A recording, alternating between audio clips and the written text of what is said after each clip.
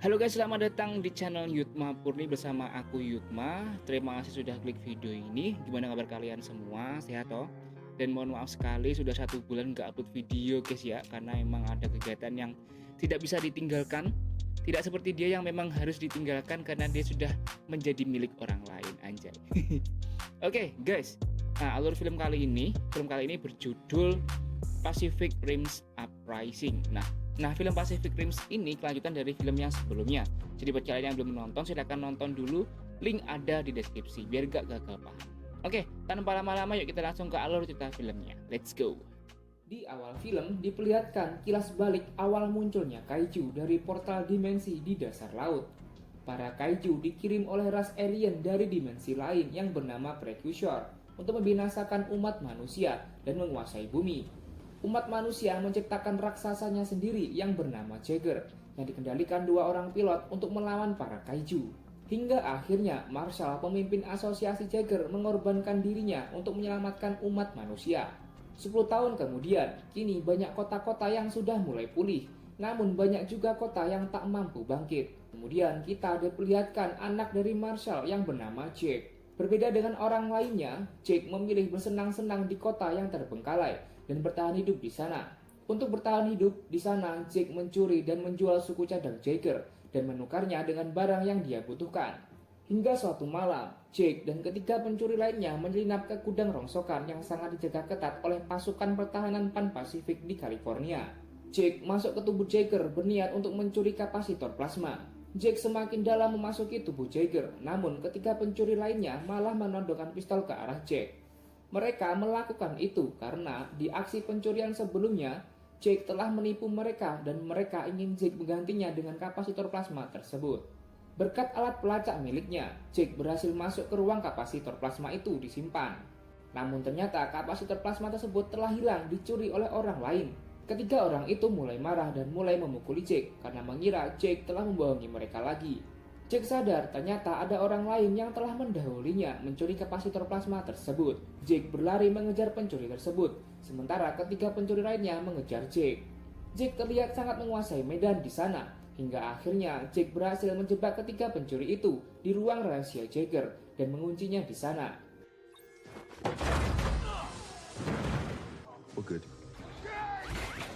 Namun sayangnya, Jake gagal mengejar pencuri kapasitor plasma tersebut.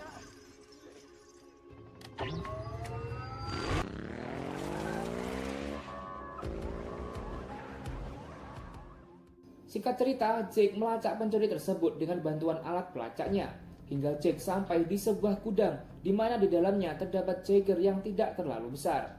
Namun tiba-tiba Jake diserang oleh orang yang mencuri kapasitornya, dan ternyata pencuri itu adalah seorang gadis yang bernama Amara. Ternyata Amara lah yang telah merancang Jaeger kecil itu dan kapasitor plasma sebagai pelengkap Jaeger kecil itu. Jaeger itu bernama Scraper. Jake meminta Amara untuk menjual Scraper, namun Amara menolaknya. Di tengah perdebatan, tiba-tiba saja datang pasukan pertahanan mengepung tempat persembunyian tersebut. Amara langsung masuk ke tubuh Scraper dan mulai mengaktifkan Scraper. Jake yang panik juga ikut masuk ke tubuh Scraper. Jake bingung karena hanya terdapat satu kokpilot saja. Amara menjelaskan bahwa Scraper adalah Jaeger kecil sehingga hanya memerlukan satu pilot saja untuk mengoperasikannya. Jake meminta Amara untuk turun agar Jake saja yang mempiloti Scraper, namun Amara menolaknya dan Scraper pun mulai beraksi. Mereka berusaha kabur dari sana, namun di tengah perlarian, mereka dicegat Jaeger milik kepolisian, yaitu Jaeger November Eject. Awalnya, Scraper mampu mengelabui November dan berhasil kabur, namun sayangnya Scraper bukanlah tandingan November Eject. Tak lama kemudian, November Eject berhasil melumpuhkan Scraper dengan satu seruman saja.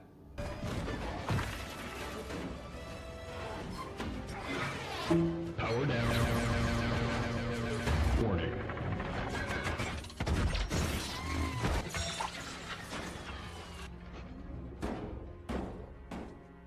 Jake dan Amara pun ditangkap polisi. Di penjara, mereka saling menyalahkan. Kemudian Jake mendapatkan pesan hologram dari Mako Mori, kakak sambung Jake. Mako membantu Jake keluar dari penjara dengan syarat Jake harus kembali ke pangkalan pusat Jaeger untuk melatih para calon pilot Jaeger. Singkat cerita, Jake dan Amara sampai di pangkalan Jaeger Satterdam, Cina. Pihak militer juga membawa Scraper ke pangkalan Jaeger. Jake bertemu dengan mantan kopilotnya yaitu Nate. Dari sini Amara baru mengetahui bahwa Jake adalah anak dari Marshall. Amara juga takjub dengan Jaeger yang disimpan di sana. Di antaranya ada Jaeger Titan Redeemer, Jaeger Bruce Phoenix yang dipiloti 3 orang, dan Jaeger Cyber Athena, Jaeger yang paling cepat saat ini. Dan kemudian ada Gypsy Avenger. Kemudian Nate membawa Amara bergabung dengan kadet pilot lainnya. Amara disambut dingin oleh kadet Victoria Malikova. Lalu kadet yang lain yang bernama Jinhai memberitahu Amara kalau Malikova cemburu karena Amara bisa masuk ke akademik dengan sangat mudah, sedangkan Malikova harus bersusah payah untuk bisa masuk ke akademik. Beberapa saat kemudian terdapat kaiju yang menyerang kota. Beruntungnya ada Jaeger Titan Redeemer di sana. Namun kaiju itu terlalu kuat dan mampu menumbangkan Titan Redeemer. Ternyata itu hanyalah simulasi pilot Jaeger. Namani gagal melakukan drift dengan pilot Sures. Malam harinya, Nate menemui Jake dan menanyakan kenapa Jake seperti tidak serius melatih para kadet. Jake menjelaskan bahwa dia sangat ingin keluar dari program Jaeger karena menurutnya kaiju tidak akan muncul kembali setelah portal dimensi ditutup. Nate juga menjelaskan perusahaan Shaun Industries sedang merilis program drone Jaeger yang bisa dikendalikan dari jarak jauh. Jika program ini disetujui, maka Jaeger dengan pilot manusia akan dibubarkan. Keesokan harinya, perusahaan Shaun Industries datang ke pangkalan yang dipimpin oleh Nona Shaun Liwen. Kemudian ada Newton yang sekarang bekerja di Shaun Industries. Mereka disambut pimpinan Jaeger saat ini, yaitu Marshall Kwan. Di pertemuan ini, Makomori juga datang. Dia senang melihat Jake kembali ke pangkalan. Lalu Herman Gotin muncul untuk menyambut teman lamanya, yaitu Newton. Herman menunjukkan penemuannya yang baru, yaitu pendorong roket untuk membawa Jaeger ke medan pertempuran lebih cepat. Herman juga mengatakan bahwa ketika darah kaiju disatukan dengan elemen langka bumi, maka akan sangat reaktif dan memunculkan energi yang sangat besar. Newton mengatakan bahwa temuan Herman ini sia-sia karena sebentar lagi teknologi drone Jaeger akan disetujui, maka teknologi drone milik Shaun Industries akan disebar ke penjuru bumi. Di tempat lain, Shaun mempresentasikan teknologi drone miliknya. Beberapa perwira setuju dengan program ini, namun ada juga yang membantah teknologi ini karena menurutnya mereka adalah seorang pejuang, bukanlah pekerja kantoran. Terlihat Jake juga tidak setuju dengan teknologi ini karena rawan diretas. Namun Makomori tidak bisa apa-apa karena para dewan menyetujui teknologi ini. Mako meminta Jake dan Nate untuk membawa Gypsy Avenger sebagai pengawal di pertemuan para dewan di Australia nanti. Keesokan harinya pertemuan di Australia digelar. Dari jauh terlihat Gypsy Avenger mendekati pertemuan dengan diangkut beberapa helikopter. Di tempat lain, Makomori dan Shaun juga berada di sana. Saat akan memasuki pertemuan dewan, tiba-tiba dari laut muncul Jaeger yang tidak dikenali. Jaeger itu menembakkan rudal ke arah gedung pertemuan. Gypsy pun bertarung melawan Jaeger asing itu.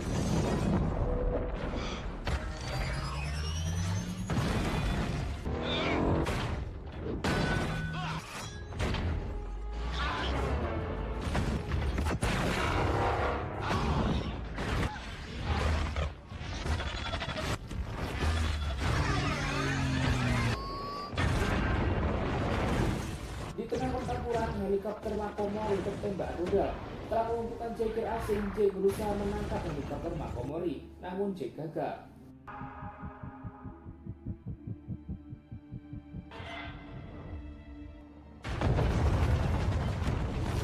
Dari atas terlihat 3 Jaeger menuju medan pertempuran. Jaeger asing yang melihatnya langsung kabur.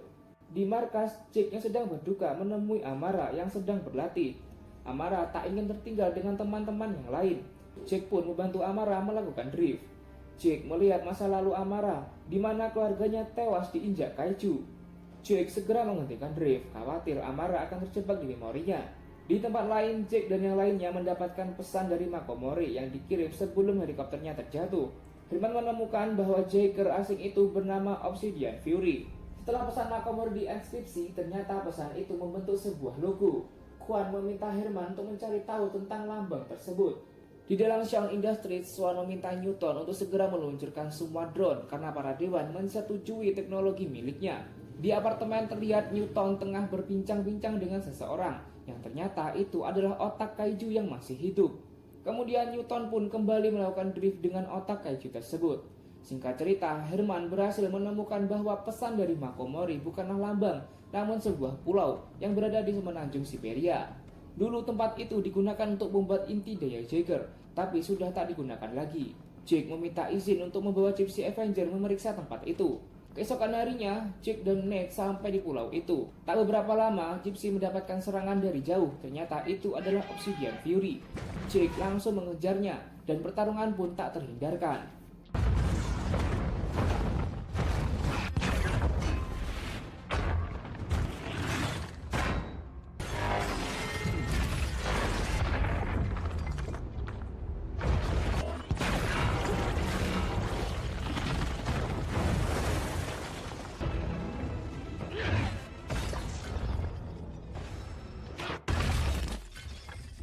Jake dan Nate berhasil melumpuhkan Obsidian Fury.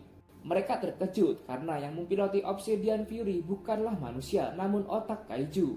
Kemudian di dalam markas, Herman meneliti otak kaiju Obsidian Fury. Herman mengatakan bahwa otak kaiju tersebut telah dimodifikasi di bumi.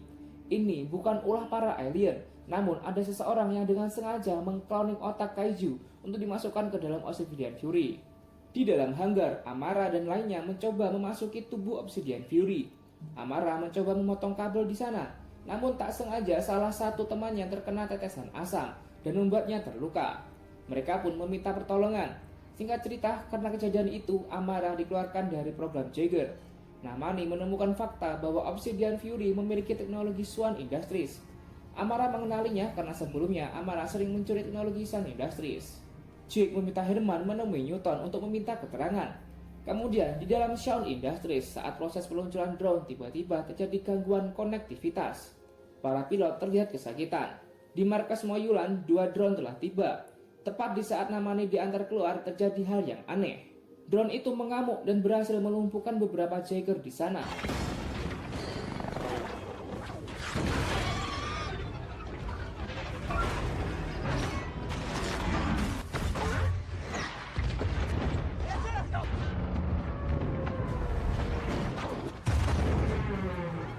Di tempat lain, Herman menemui Newton untuk menghentikan drone milik Swan Industries yang menggila. Namun, bukannya menghentikan drone itu, Newton justru mengonfirmasi peluncuran drone di seluruh penjuru dunia.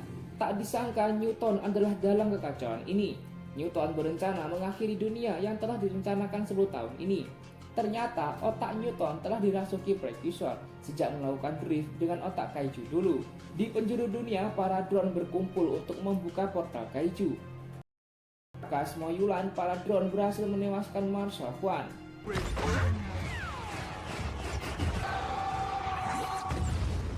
Di dalam Swan Industries, Shaun datang untuk membunuh Newton, tetapi Herman mencegahnya karena Newton masih bisa disadarkan. Hal itu membuat Newton berhasil kabur dari sana. Di dalam markas Moyulan, 2 drone itu masih mengamuk. Beruntungnya, 1 drone berhasil dilumpuhkan oleh Jaeger Redeemer yang masih aktif. Drone akhirnya menginjak kokpit Jaeger Redeemer dan menewaskan pilot di dalamnya.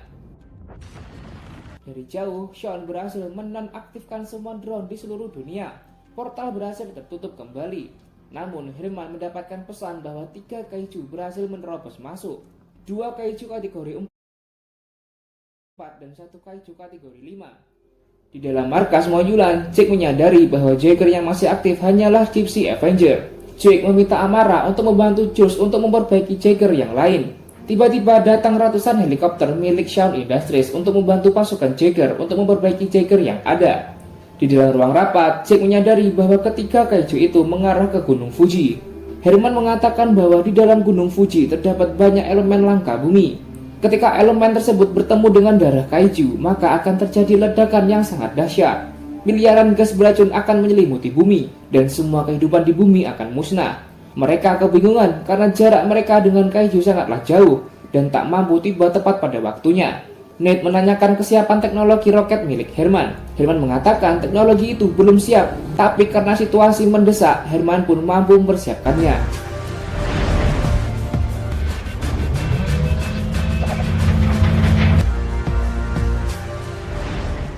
Singkat cerita, 4 Jaeger berhasil diperbaiki. Nate kebingungan siapa yang akan memiloti Jaeger-Jaeger tersebut. Jake mengatakan pilot-pilot Jaeger telah disiapkan. Mereka adalah Amara dan kadet lainnya.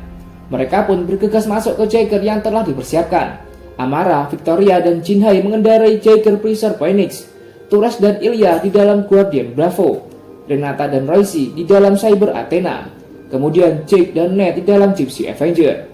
Keempat Jacker itu meluncur dengan bantuan roket ciptaan Herman. Sementara itu, para kaiju telah sampai di Tokyo dan menghancurkan semua yang ada di depannya.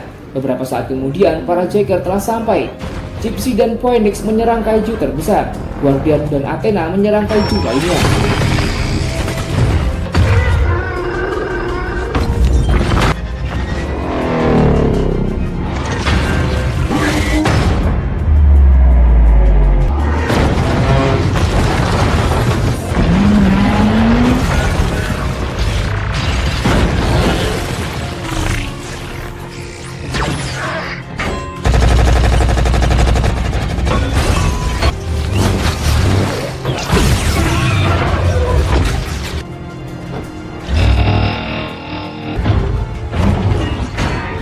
Di atas gedung, Newton mengeluarkan sesuatu dari dalam gedung. Itu adalah robot-robot kecil. Ribuan robot kecil itu membuat ketiga kaiju bergabung menjadi satu, dan terbentuklah kaiju terbesar, yaitu Mega Kaiju.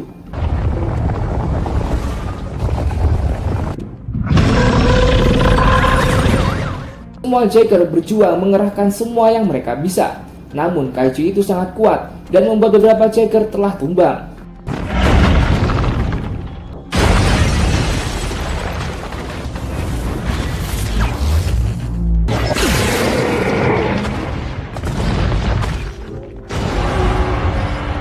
Guardian Bravo mencoba maju sendirian. Hal itu membuat Guardian Bravo terbanting dan hancur. Ilya berhasil selamat, namun Torres telah tewas. Pusat komando memberitahu bahwa Mega Kaiju memiliki 3 otak di tubuhnya. Gypsy pun mulai menyerang dan berhasil melumpuhkan 1 otak kaiju. Namun sayangnya, Cyber Athena berhasil tertusuk dan hancur. Phoenix juga dicapik-capik dan kemudian hancur. Amara dan lainnya berhasil selamat berkat kapsul selamat. Kini tinggal Gypsy Avenger yang tersisa. Dengan sisa tenaganya, Gypsy tetap berusaha menghentikan Mega Kaiju. Namun Gypsy terbanting dan membuat Ned tak sadarkan diri. Gypsy tak bisa bangkit dengan 1 pilot saja. Mega Kaiju mulai berjalan menuju Gunung Fuji. Amara berlari menuju Gypsy Avenger dan menggantikan posisi Ned. Amara dan Jake mulai melakukan drift dan kini Gypsy Avenger pun telah bangkit. Sementara itu Mega Kaiju hampir sampai di puncak Gunung Fuji. Jake memiliki ide untuk menggunakan roket Herman untuk membawa Gypsy Avenger ke atmosfer dan menghantam Mega Kaiju dari atas. Namun roket Herman terletak sangat jauh. Beruntungnya Scraper yang dikendarai Swan datang membawakan roket Herman.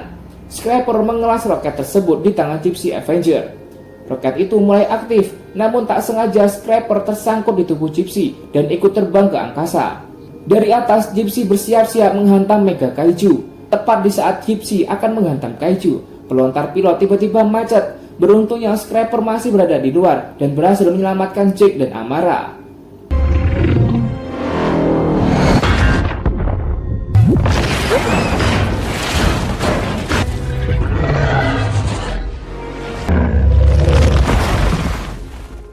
Di tempat lain, Ned berhasil menangkap Newton. Jake dan Amara berhasil selamat. Di dalam markas, Newton yang dirasuki Precursor mengatakan bahwa mereka tidak akan berhenti untuk datang ke bumi. Namun Jake mengatakan tidak usah repot-repot datang ke bumi. Selanjutnya kami yang akan mendatangi kalian.